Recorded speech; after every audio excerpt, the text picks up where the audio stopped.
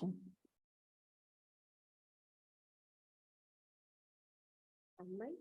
We have hand mic. Do you want to use I'll change the slide. I want the slide too.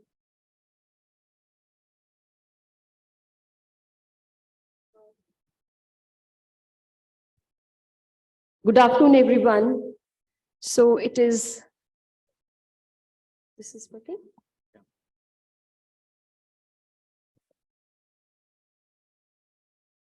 Good afternoon, everyone. It's a great pleasure to be here at Rishikesh. It has been my desire for the last few years. I wanted to come here. This conference gave me an opportunity to be here. I'm for that very grateful to the organizers for having invited me.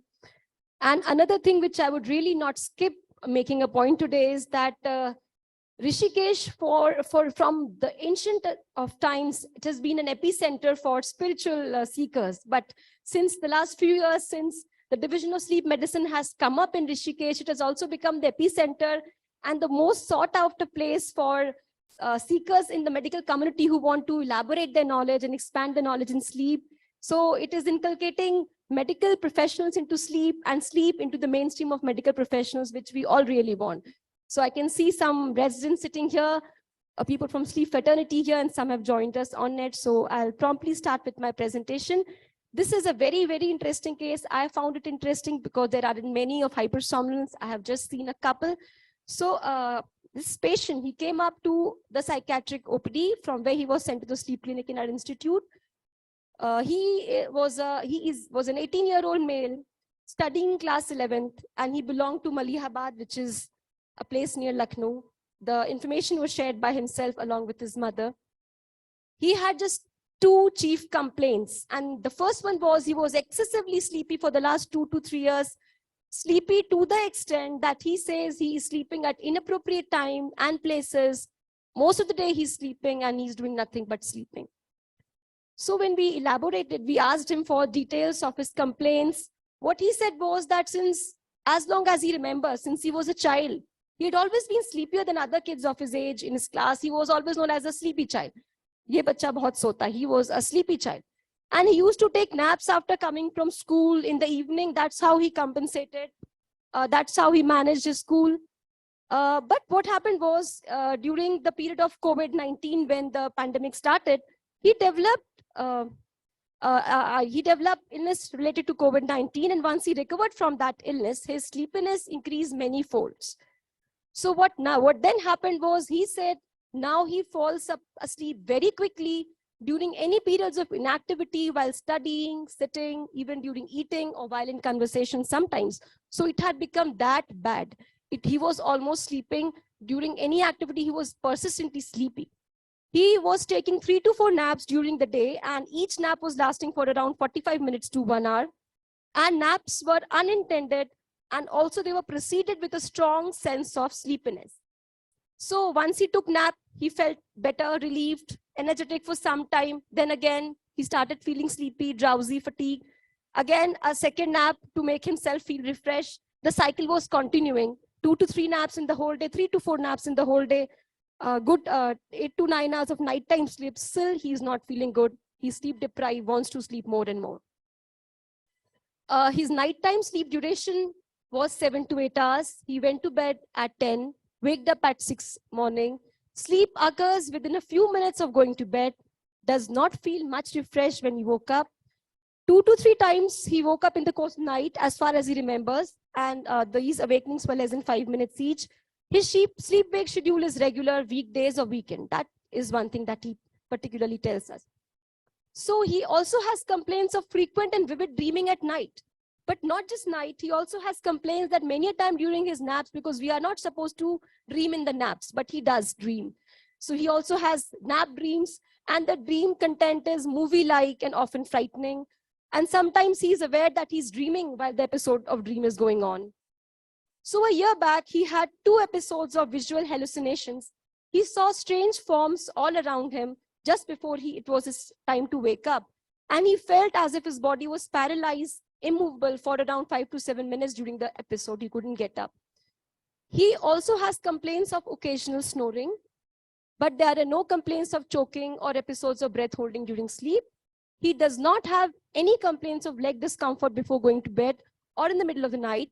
We had to take an elaborate history because we had to exclude a lot of things before we could reach a particular diagnosis with regard to a disorder of hypersomnolence and what it could be. He did not have any history of sleep deprivation or shift work, no travel history. He was mostly homebound for the last 2 years since it was the pandemic time, and after that also he was not going out anywhere. There was no history of mood changes or any kind of persistently low mood. He doesn't have any history of altered consciousness, delirium, dementia, no history of progressive sensory or motor impairment, no history of activity-related weakness or fatigability of muscles.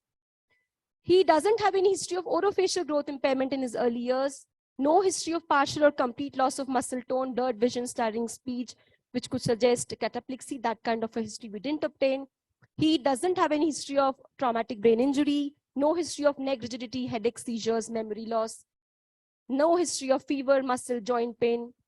He's not under any medications, does not abuse, has no history of substance abuse, and no history related to muscle movement or vocalizing during sleep, which could hint us that he's having a REM sleep-related behavior disorder, which again was not seen. At least from the history, we didn't get something related to it. Now, and he also has no history of any changes in his sleep pattern, weekdays and weekends. His sleepiness does not follow any periodic pattern because, as we will discuss in the later slides, there are diseases which are recurrent and not persistent, and they are disorders of hypersomnolence. So that is not his case. He does not have any history of cognitive changes along with increased sleepiness. Sleepiness was his only complaint. No memory losses, no cognitive problem, nothing, except that he's sleepy. That is the only one thing that he states again and again. He doesn't have any history of sleep inertia. That is, he waked up and it wasn't much difficult for him to get out of his bed. Sleep inertia or sleep drunkenness, that wasn't present in this patient. I think the connection has...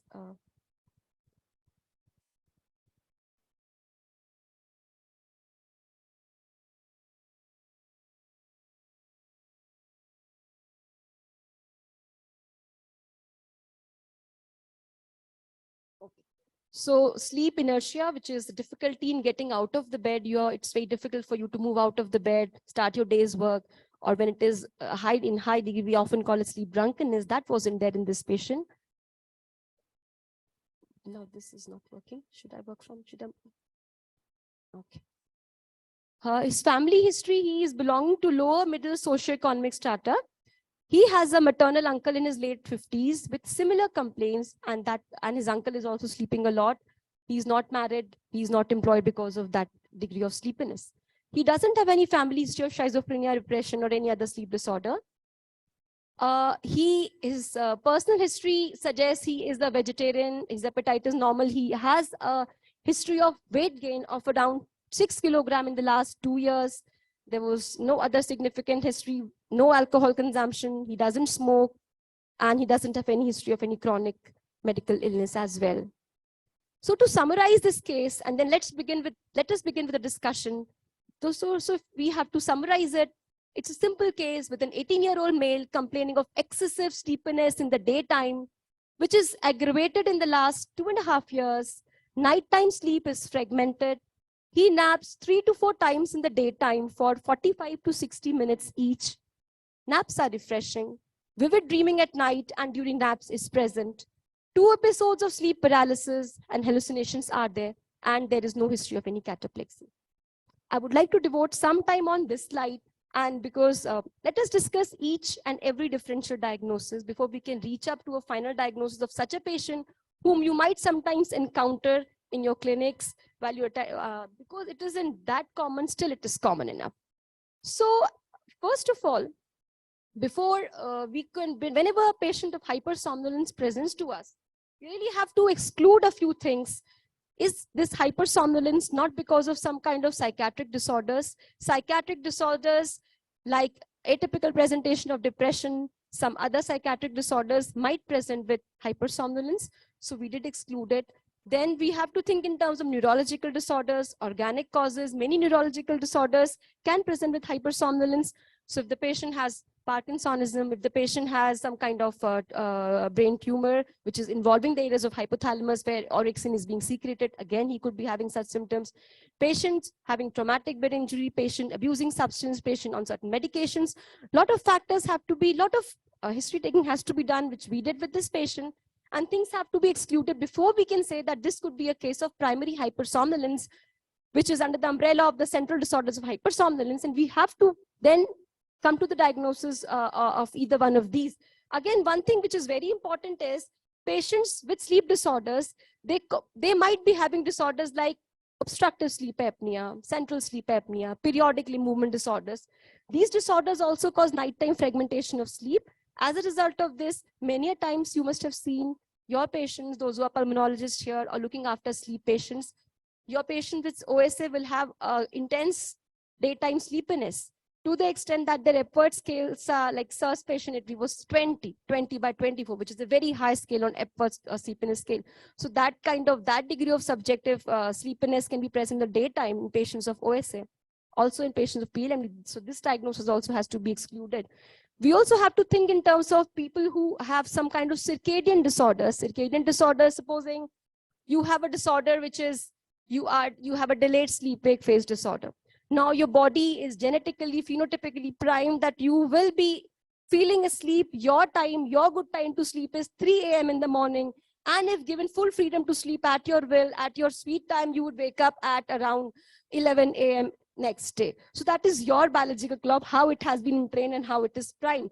Such a person will definitely be very sleepy if he's not getting those kinds of sleep, and his early morning hours will be excessively sleepy. That also has not to be confused with primary disorders like narcolepsy and idiopathic hypersomnia. Another thing is, the point number 4 is insufficient sleep time, which is very, very common with young people, very common. It is behaviorally induced. And many a time when I'm taking my lectures, and even if it's an early morning lecture, there are at least 2 or 3 out of the batch of 150. I say, why are you so sleepy? You just wake up. And it isn't because they're not interested in the lecture. It is because they are sleep deprived. And why are they sleep deprived? It is by choice. That is the lifestyle. That is behaviorally induced. And that again can reflect in terms of excessive daytime sleepiness, because your need to sleep has not been met. And it is just because of your voluntary choice, your behavior. So that again has to be ruled out. And if this is the case with your patient, a simple sleep extension will cure the entire thing for him or her.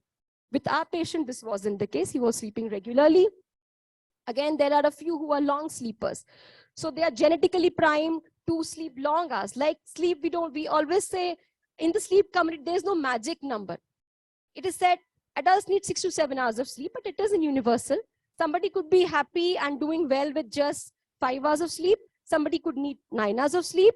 So there are people who are genetically built in a way that they need long hours of sleep. Like they need to sleep for 10 hours every night to feel good, to work to their fullest ability, to feel alert the next day. So they're long sleepers.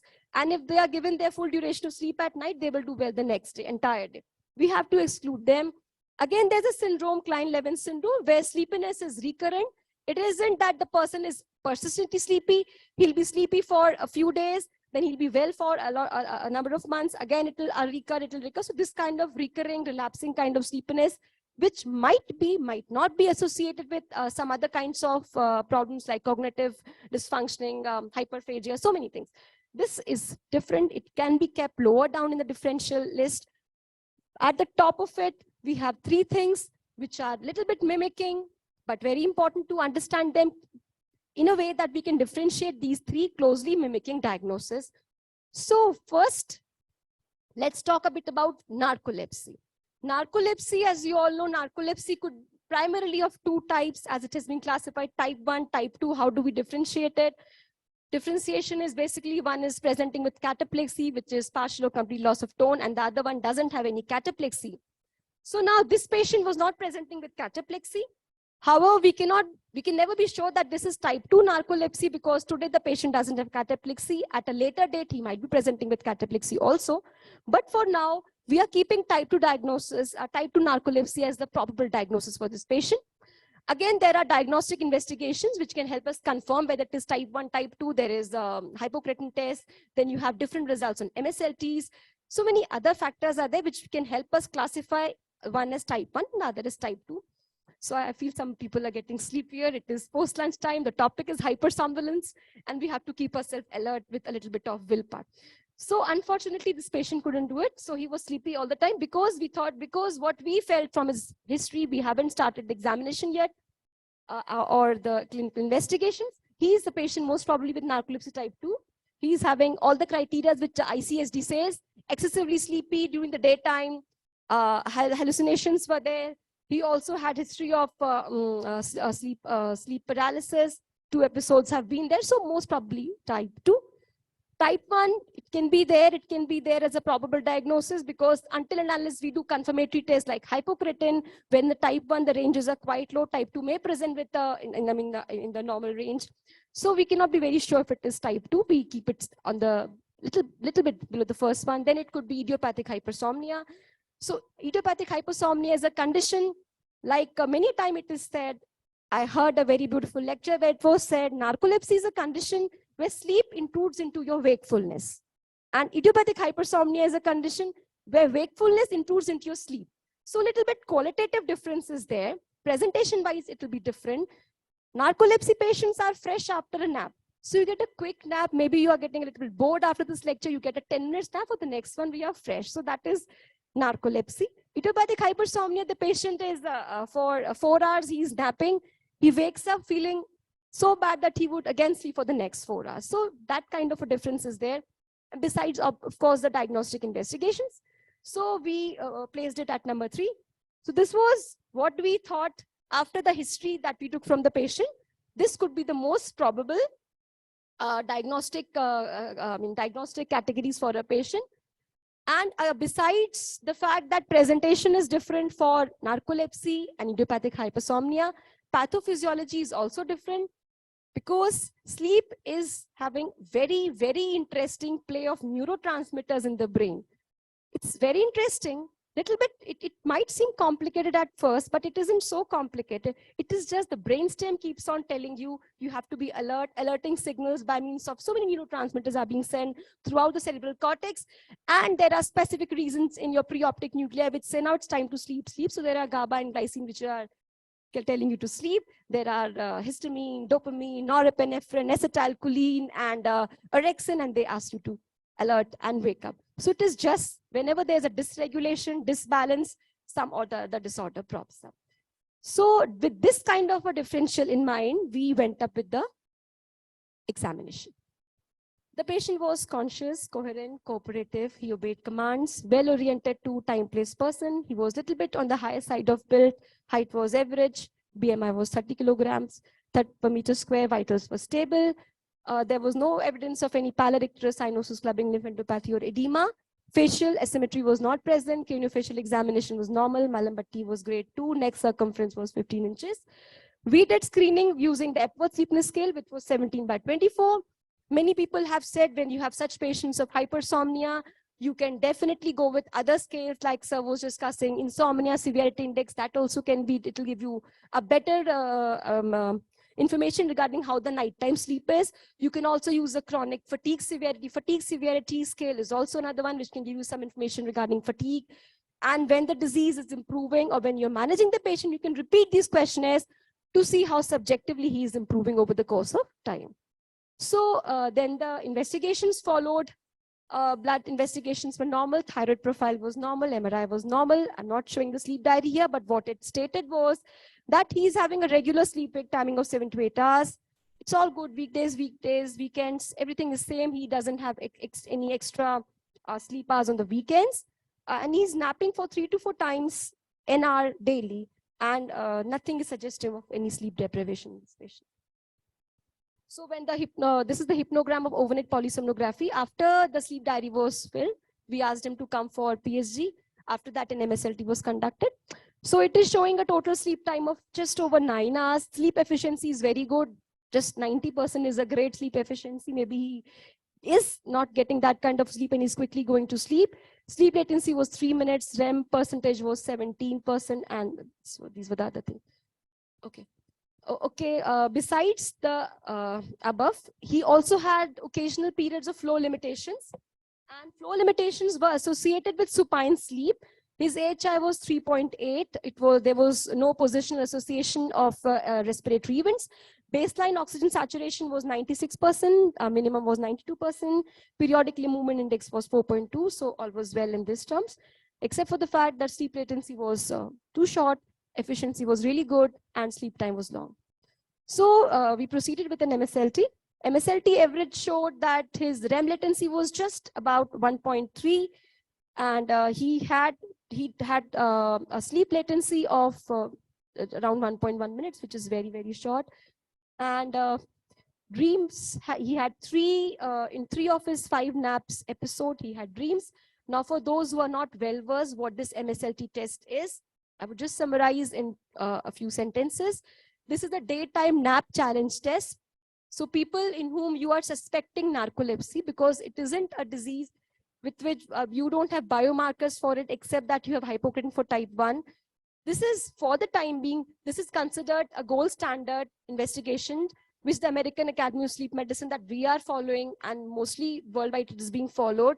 So they have, so it is to be done as a diagnostic investigation for MSLT, and if certain criteria are fulfilled, which means the patient is so sleepy that he's quickly going to sleep during those naps, and the criteria is less than 8 minutes of sleep onset within 8 minutes is considered an early sleep onset, and REM occurring within 15 minutes of sleep is considered a sleep onset REM, that is SOREMs. So then how we thought about the management part. First of all, the patient was counseled. The family and the patient, when patient has such kinds of complaints, they are actually a little bit desperate, and actually the patient also had a little bit of, he didn't want to mingle with people. He was not happy socializing. The reason being that the people usually don't understand somebody who sleeps so much. Then they're given names, but because awareness regarding these kinds of sleep problems is still not there.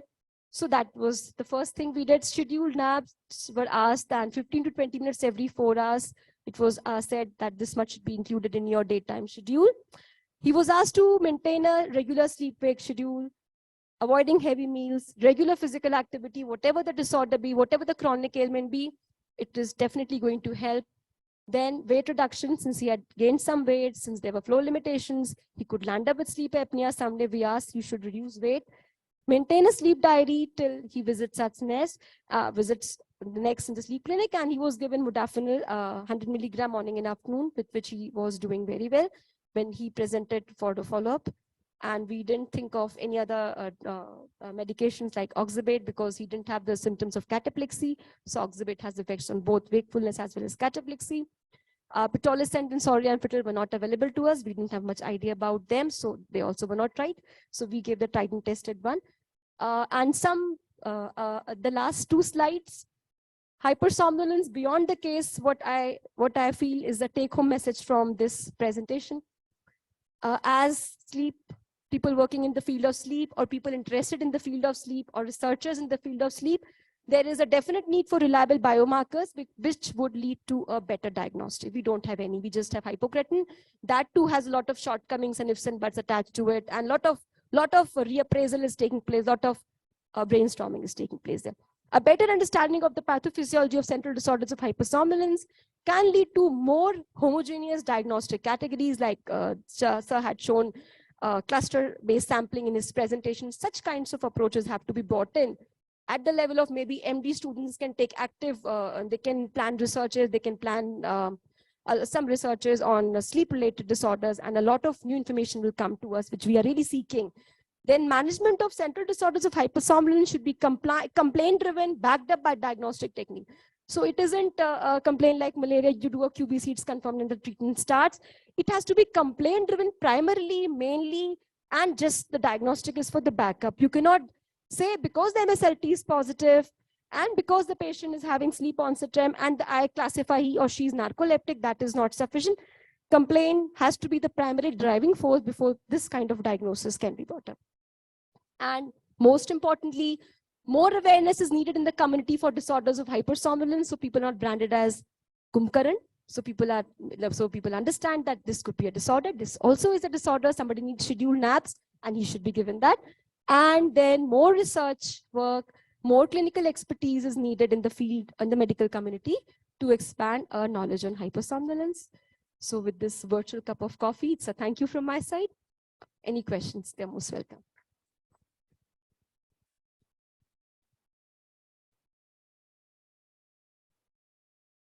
Yes, please.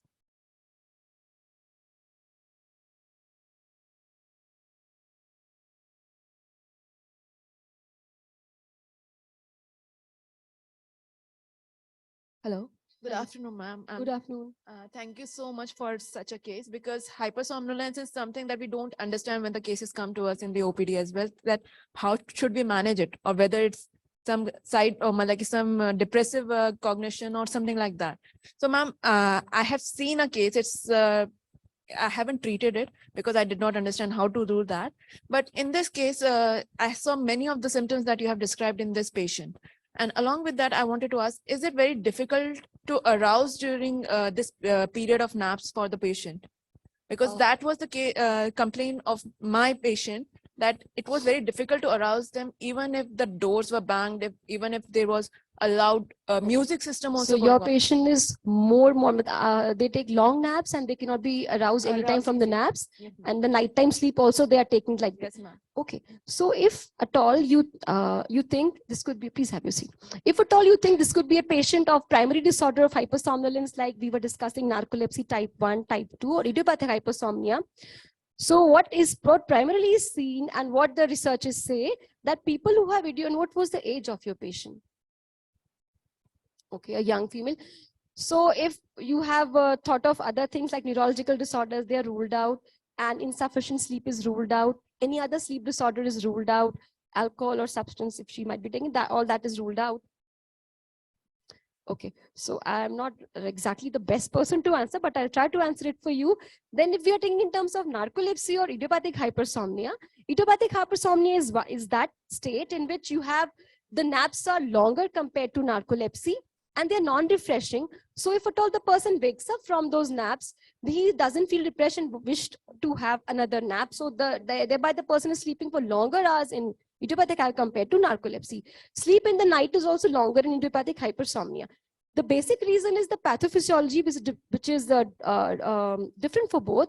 Narcolepsy, as we all know, that it is a disease when orexin neurons, which are the alerting neurons like sir discussed, they are less in amount, or they are destroyed later on because of maybe some autoimmune reaction. So if that was the cause, so there's less of alertness, the patient is having sleep in between wake-ups. In case of idiopathic hypersomnia, it is more related to the GABAergic mechanism. GABA is the neurotransmitter which puts you to sleep. So there's disturbance in that, and the patient is more and more sleepy. So you need some kind of regulatory mechanism. And then the treatment is also different for each. So I think you can proceed with PSG followed up with MSLT. You can refer the patient to sleep clinic at AIMS, which is doing a great job. We are also learning from your center, and a lot of good work is being done here. So I think such patients should be managed, and more awareness should be raised, both community-wise and in the medical fraternity. Thank you.